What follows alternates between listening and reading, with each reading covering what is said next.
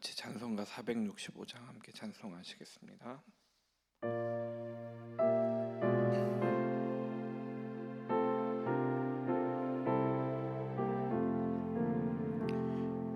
주 믿는 나 위해 지시라고 날 보는 자 위해서 정결코 담대하여 이 세상 환란 중에 나 용감히 늘 승리하리라.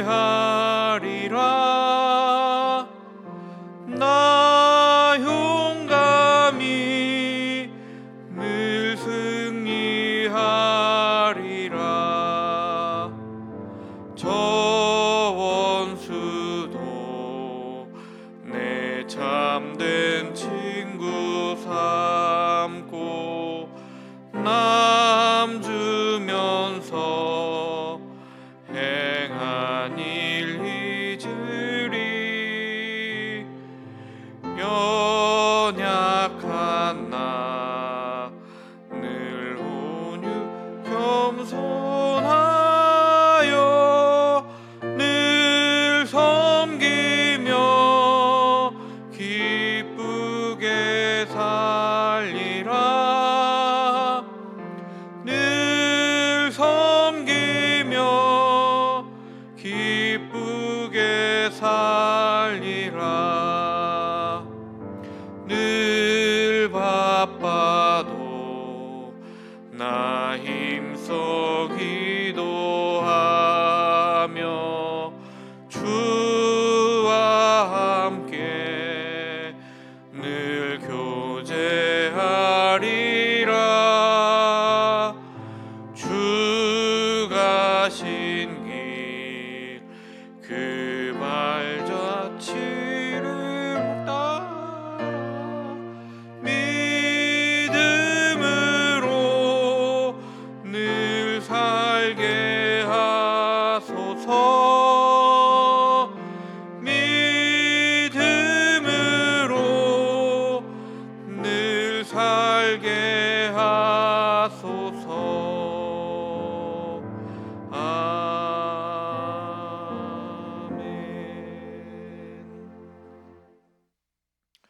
오늘 저에게 허락하신 말씀은 잠언 21장 1절부터 14절까지 말씀입니다. 잠언 21장 1절부터 14절까지 말씀 한 목소리로 읽겠습니다.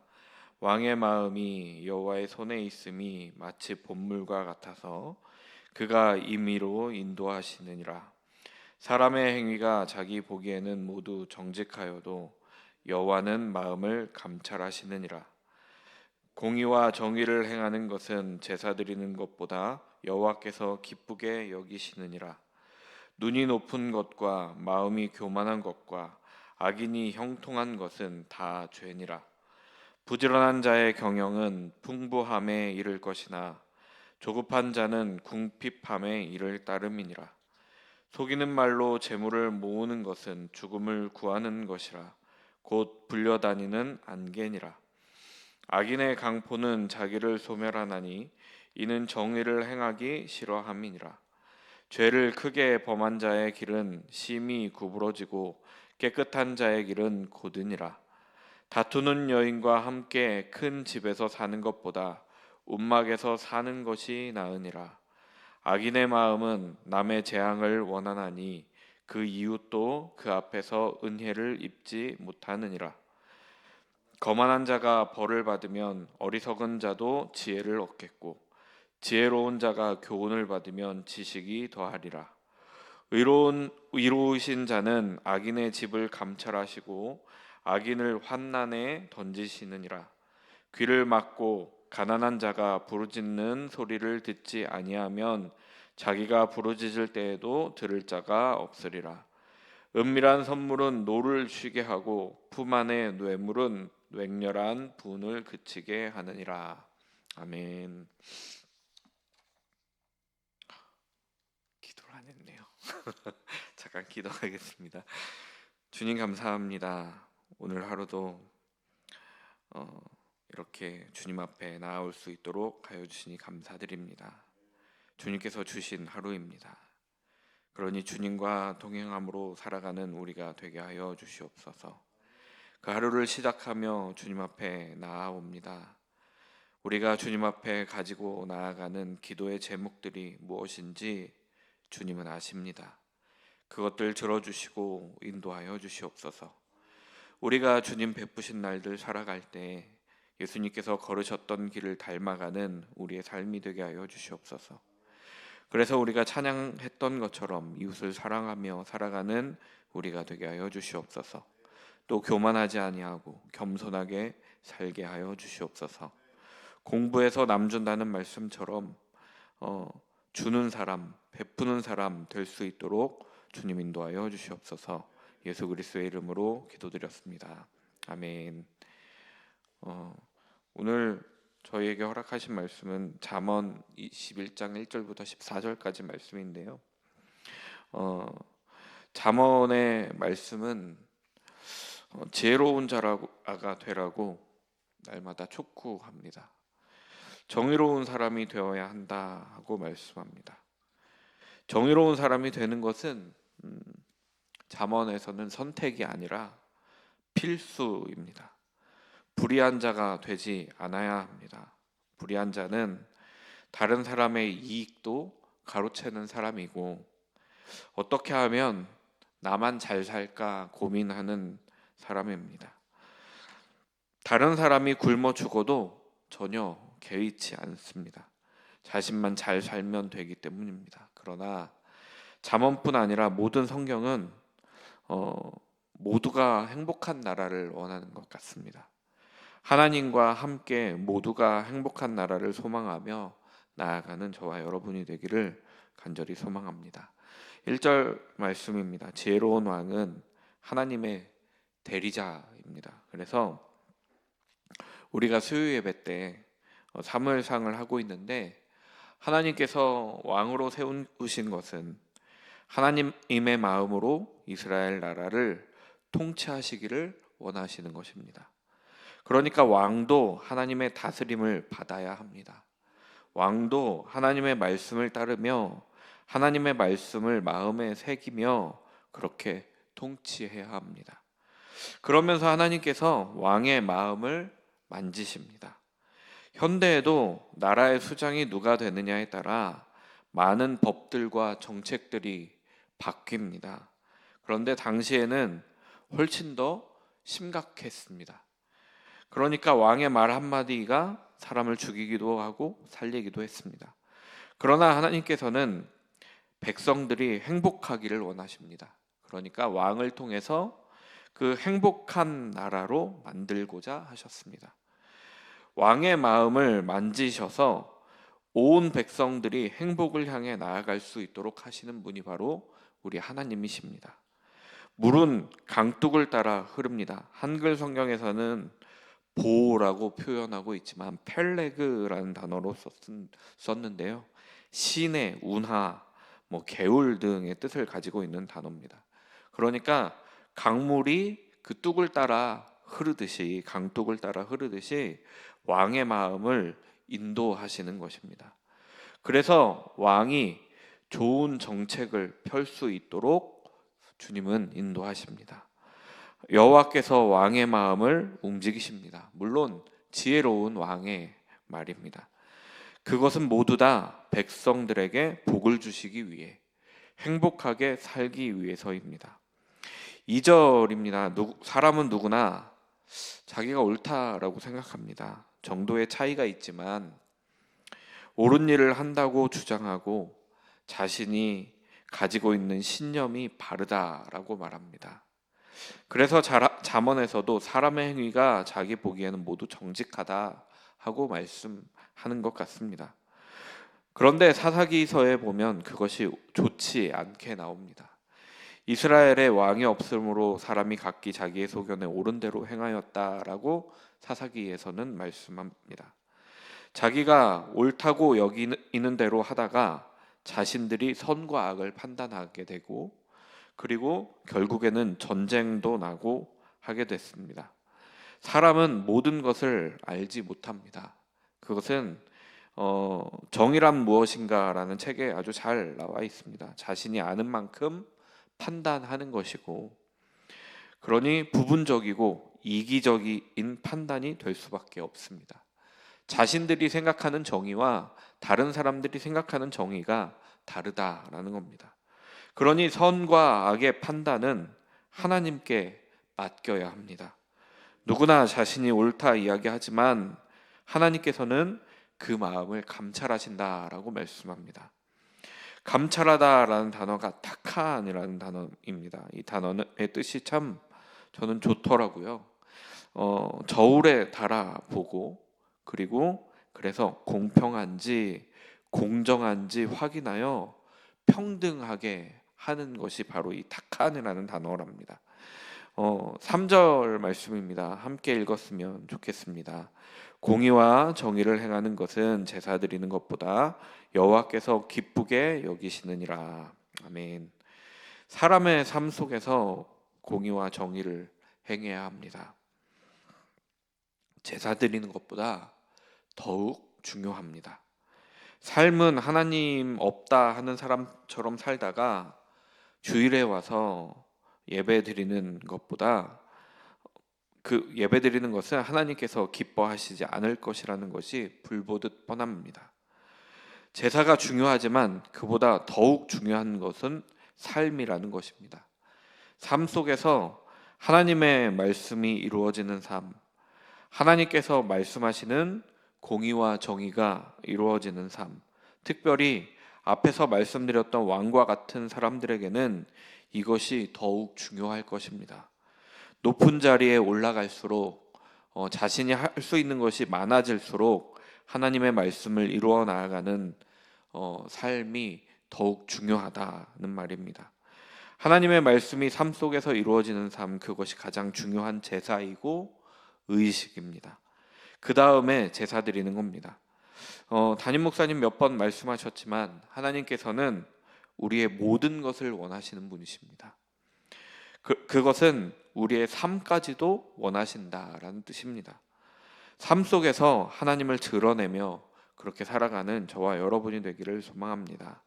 4절입니다. 눈이 높은 것과 눈이 교만한 것과 악인이 형통하는 것은 다 죄니라 하고 말씀하고 있습니다. 하나님은 교만을 싫어하십니다. 눈이 높다라는 말은 높은 곳에서 사람을 내리깔아 보는 겁니다. 그러니까 깔보는 태도를 말씀하고 있는 겁니다. 다른 사람보다 내가 높다라는 것을 드러내는 겁니다. 높다는 단어가 룸이라는 단어입니다. 자신을 높이는 사람을 뜻하는 단어인데요. 그래서 교만과 일맥상통한 말씀입니다. 교만하다라는 단어는 라하브라는 단어인데요. 그 안에 자랑하다라는 뜻이 있습니다. 자신을 드러내어 자랑하고 자신의 높음을 드러내어 자랑하고 있는 겁니다. 자신을 높이고 다른 사람을 깔보는 교만, 그것은 하나님께서 싫어하시는 일입니다. 하나님께서는 분명히 죄라고 말씀하십니다. 또 악인이 형통한 것은 죄다라고 말씀하고 있는데, 이 형통하다라는 단어가 니르라는 단어입니다. 이것은 사실은 형통하다라고 보기는 좀 어렵고 쟁기질을 한다라는 뜻을 가지고 있는 단어입니다. 그리고 경작한 땅을 뜻하는 단어입니다. 그러니까 악인의 쟁기질에 대해서 말씀하고 있는 겁니다. 그가 경작한 땅에 대해서 말씀하고 있는 겁니다. 그런데 우리가 잠언을 계속해서 봐왔는데, 지혜로운 사람은 열심히 일하는 사람이고 악한 사람은, 미련한 사람은 일하지 않는 사람입니다. 그러니까 악인의 쟁기질은 오히려 경작하지 않은 땅을 말한다라고 학자들은 말합니다. 그런데 우리가 지금 보고 있는 이 4절에서 눈이 높은 것, 마음이 교만한 것에 대해서 말씀하니, 자신의 마음을 경작하지 않고 자기가 높다고 말하며 자신의 죄를 드러내는 사람을 말씀하고 있는 것입니다. 마음밭을 경작하지 않고 살아가는 사람이 바로 악인이다라고 설명하고 있는 것입니다. 5절입니다. 마침맞게 부지런한 자에 대해서 그리고 조급한 자에 대해서 말씀합니다. 이 부지런한 자의 경영은 풍부함에 이른다라고 말씀합니다. 부지런한 사람은 결코 조급하지 않습니다. 여기서 부지런한 사람은 지혜로운 사람입니다. 그래서 하나님의 창조 질서를 지키면서 그 안에서 경영을 해나가는 사람입니다. 조급해 하지 않고 경영에 나아갑니다. 그런데 조급한 사람이 있습니다. 앞절에서 살펴보았던 그런 악인입니다. 악한 사람은 경작하지 않는다라고 말하는데 경작하지 않고 소출을 얻으려고 하는 것입니다. 부지런하지 않고 일하지 아니하고 얻으려고 하는 겁니다. 성급하게 얻으려고 하는 사람보다 부지런하고 성실하게 일하는 사람이 훨씬 더 풍부함에 이를 것이다 라고 말씀하는 것입니다. 그러니까 일확천금을 노리기보다 매일의 삶을 충실히 살고 부지런하고 성실하게 살 때 하나님께서 주시는 풍부함을 누릴 수 있다라는 말씀입니다. 6절입니다. 속이는 말로 재물을 모으는 것은 죽음을 구하는 것이다 라고 말씀합니다. 악한 사람은 일하지 않습니다. 경작하지 않습니다. 그러나 많은 것을 누리고자 하고 그래서 간사한 속임수까지 써가면서 자신의 재물을 모으려고 합니다. 그러나 그것은 죽음으로 가는 길이고 죽음을 구하는 것입니다. 속임수를 쓴다는 것은 부정하게 자신의 재물을 모은다라는 말입니다. 그런데 그런 재물은 바람에 날려 없어지는 바람과 같다라고 말씀합니다. 여기 안개라고 번역하고 있는 단어는 우리가 잘 아는 단어 헤벨이라는 단어입니다. 덧없다라는 뜻의 단어입니다. 전도서에서 헛되고 헛되니 헛되고 헛되다 할 때 이 헛되다라는 말이 전부 다 헤벨이라는 단어입니다. 그렇게 해서 얻어진 재물은 오히려 헛되고 숨처럼 사라져 버린다라는 말씀입니다. 또한 그렇게 행하는 것은 죽음으로 가는 길이라는 말씀을 하고 있습니다. 7절 말씀입니다. 악인의 강포는 자기를 소멸하나니 이는 정의를 행하기 싫어함이다 라고 말씀합니다. 어제 살펴본 지혜로운 왕과는 전혀 다른 사람이 바로 이 악인입니다.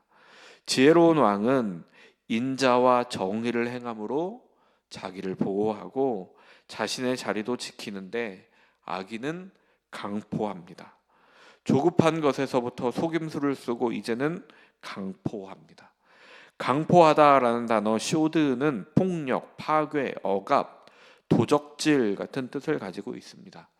자신의 강포함으로 자신을 지켜보려고 합니다.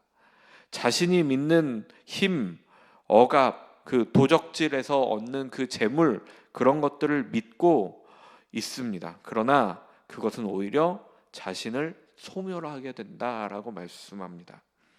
소멸하다라는 단어 가라르라는 단어는 톱으로 켜고 파괴되어지는 단어입니다. 파괴되어진다는 단어입니다. 어제 본 지혜로운 왕과 완전 반대의 결과를 가져오는 것입니다. 악인은 결국 망하게 되어 있습니다. 왜냐하면 정의를 행하기 싫어하기 때문입니다. 모든 것은 뿌린 대로 거둡니다. 하나님의 법을 지키지 않고 악한 길로 나아가는 것, 그것이 곧 사망의 길입니다. 8절 말씀입니다. 죄를 크게 범한 사람과 깨끗한 사람을 대조하고 있습니다. 죄를 크게 범한 사람은 길이 구부러져 있다라고 말씀합니다. 그의 삶이 평탄치 않다는 말씀입니다. 왜냐하면 지혜로운 왕이 다스리는 나라이기 때문입니다. 심이 구부러졌다는 단어가 하파크파크라는 단어인데 사악하다라는 뜻입니다. 이 단어는 하파크라는 단어에서 왔는데요. 이 하파크는 돌리고 뒤집어 엎다라는 뜻을 가지고 있습니다.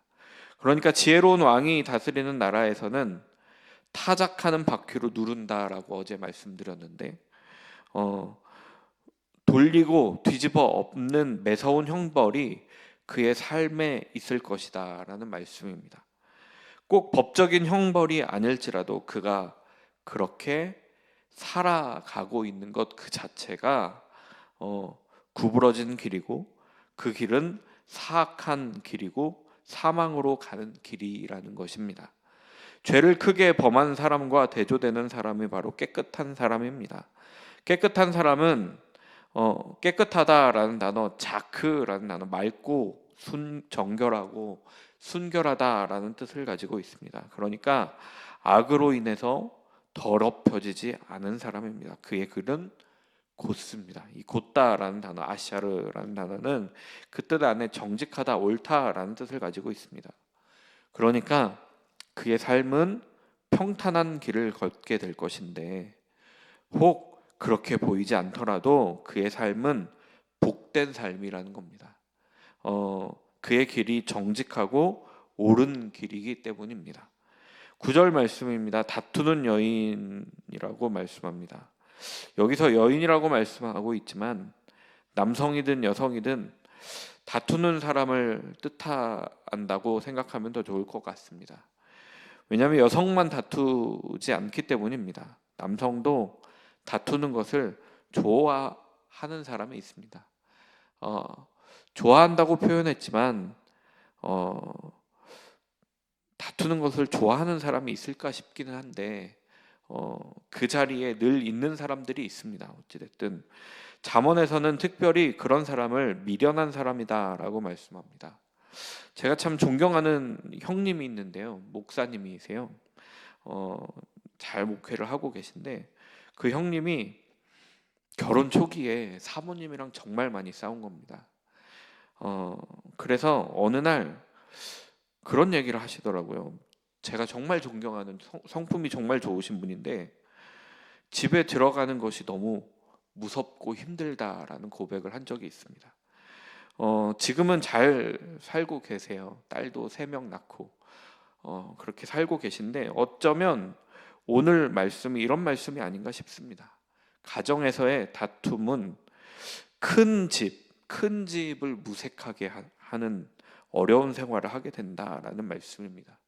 그러나 다투는 사람과 함께 사느니 혼자 환경이 어려운 곳에서 사는 것이 더 낫다라는 말씀을 하는 겁니다. 어떤 주석학자는 이 큰 집과 움막이라고 번역을 하면 안 된다라고 얘기를 합니다. 이 큰 집은 여럿이 함께 사는 집이고 움막은 지붕 밑에 다락방 같은 곳을 말한다라고 말합니다. 그래도 구절이 의미하는 것은 다르지가 않습니다. 다투지 않는 가정이 되기를 소망합니다. 가정에서의 삶이 어려우면 참 살기가 어렵습니다. 그런 분들이 한 분도 없으시기를 간절히 소망합니다. 10절 말씀입니다. 악한 사람의 마음에 대해서 말씀합니다. 마치 옛 속담에 사촌이 땅을 사면 배가 아프다라는 말이 떠오르는 말씀입니다. 악한 사람은 다른 사람이 잘 되는 것을 보지 못합니다. 오히려 이웃이 재앙을 받기를 원합니다. 그런 마음이 있기에 악한 사람들이 악행을 하는 것입니다. 그런데 그와 가까운 이웃들도 심지어 은혜를 입지 못한다라고 말합니다. 여기서 악인은 라샤라는 단어고 재앙은 라라는 단어입니다. 그리고 이웃은 레아라는 단어를 쓰면서 언어 유희를 벌이고 있는데요. 이웃이라고 번역되어 있는 레아라는 단어는 형제, 동지, 친구와 같은 뜻입니다. 그러니까 얼마나 가까운 사람을 이야기하는 겁니까? 그들에게도 은혜를 베풀지 않습니다. 그들이 부르짖을 때도 전혀 듣지 않습니다. 그러니 이런 악한 사람과는 사귀지 않는 것이 좋을 것 같습니다. 그로 인해 오히려 해를 당할 수 있기 때문입니다. 11절 말씀입니다. 거만한 자가 벌을 받으면 어리석은 자도 지혜를 얻겠고 지혜로운 자가 교훈을 받으면 지식이 더하리라. 아멘. 거만한 사람은 벌을 받아도 깨닫지를 못합니다. 거만한 자를 번역한 루츠라는 단어는 비웃고 조롱하고 희롱하는 사람입니다. 그는 벌을 받아도 비웃습니다. 그는 깨닫지 못합니다. 그러나 그의 벌 받는 모습을 본 사람, 여기서는 어리석은 사람이라고 번역을 하고 있는데 어리석은 사람이 오히려 깨닫게 된다라는 겁니다. 그가 깨닫게 되는 것은 악한 일을 하며 악한 일을 하게 되면 벌을 받게 된다라는 겁니다. 그런데 지혜로운 사람은 그렇지 않습니다. 지혜로운 사람은 교훈을 하면 그것을 듣고 깨닫습니다. 그리고 지식을 얻게 되는 겁니다. 그런데 여기 어리석은 자는 거만한 자가 벌을 받는 것을 보고 지혜를 얻는다 하고 말씀하고 있습니다. 그러니까 어리석은 사람도 지혜로운 사람이 될 수 있다는 말씀입니다. 그리고 그렇게 지혜로운 자가 되었을 때는 교훈을 듣고도 깨닫게 되는 겁니다. 그런 의미에서 우리의 눈과 귀가 열려 있어야 합니다. 받아들일 줄 알아야 합니다. 거만한 사람처럼 눈과 귀를 모두 다 닫고 아무것도 보지 않고 듣지 않으면 안 됩니다. 보고 들음으로 인해 깨닫게 되는 우리 모두가 되었으면 좋겠습니다. 12절 말씀입니다. 의로우신 자는 악인의 집을 감찰하시고 악인을 환난에 던지신다 하고 말씀하고 있습니다.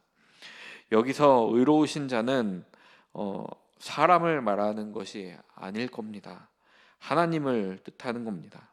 하나님께서 직접 개입하셔서 감찰하신다 하는 말씀입니다. 그리고 심판하십니다. 악이 있다면 악인을 환난에 던지신다 말씀합니다. 환난이라는 단어는 라라는 단어입니다. 이 단어는 악한, 나쁜이라는 단어입니다. 나쁜 일을 당하는 환난이라고 볼 수도 있겠지만 악인을 어쩌면 악에 내버려 두는 것도 심판일 수 있습니다. 던지다라는 단어 살라프라는 단어입니다. 넘어뜨리다라는 단어인데요. 그러니까 악에 넘어뜨리는 겁니다. 악에 던져 놓는 겁니다. 그것이 곧 그에게는 심판입니다. 13절 말씀입니다. 귀를 막고 가난한 자가 부르짖는 소리를 듣지 아니하면 자기가 부르짖을 때에도 들을 자가 없으리라. 아멘. 가난한 사람은 어려움에서 벗어나기 위해서 소리칩니다. 그의 목소리를 듣고 베푸는 사람이 지혜로운 사람입니다. 그러나 악한 사람은 그들의 목소리를 모른 척합니다. 들어도 듣지 못한 척하고 오히려 그들을 더 괴롭게 하는 것이 악한 사람입니다. 그런데 지혜자는 선포합니다. 가난한 자들의 소리를 듣지 않으면 악한 자의 듣지 않은 자의 부르짖음도 아무도 듣지 않는다라는 말씀입니다. 이것은 하나님의 심판입니다. 그를 고통 중에 내버려 두는 겁니다. 아무리 외치고 외쳐도 듣지 않습니다. 저는 이 말씀을 보면서 마치 복음서에 거지 나사로의 비유가 생각이 났습니다. 부자가 나사로의 어려움을 돌보지 않았을 때, 나사로의 외침을 듣지 않았을 때 부자의 외침도 아무도 듣지 않는 것과 같다는 생각을 해보게 됐습니다. 14절입니다. 은밀한 선물은 노를 쉬게 한다 하고 말씀합니다. 그리고 품 안의 뇌물은 맹렬한 분을 그치게 한다 합니다. 과정이 좀 이상합니다. 은밀하게 선물을 주고 그리고 다른 사람들이 보지 못하게 품 안에 넣어줍니다. 이런 과정은 이미 그것이 불법적인 것임을 보여주고 있는 겁니다. 노는 분노를 말하는 것입니다. 그래서 그의 잘못된 행동으로 인해서 분노했는데 은밀한 선물, 그러니까 뇌물로 그 분노를 잠재우는 겁니다. 악한 일을 했는데 그가 당할 형벌을 그 뇌물로 잠재우는 겁니다. 전형적인 악한 사람들이 사용하는 방법입니다. 역시 품 안의 뇌물, 그러니까 안주머니에 찔러주는 봉투가 맹렬한 분노를 그치게 한다라는 겁니다. 악한 자들은 자신의 뜻대로 자신이 옳다 여기는 대로 그렇게 행하고 거짓을 행하고 또 속임수를 행합니다. 그러면서 자신이 벌을 받게 되었을 때 그때는 뇌물, 그러니까 안주머니에 찔러주는 그 봉투로 맹렬한 분노를 피하려고 합니다. 악한 자들은 이런 뇌물로 심판을 피하고자 하고 실제로 그렇다라는 말씀을 하고 있습니다. 악인은 가난한 자들의 소리를 듣지 않으면서 자신의 어려움에는 뇌물로 벌을 피하려고 하고 있는 것입니다. 이것은 잘못된 행동입니다.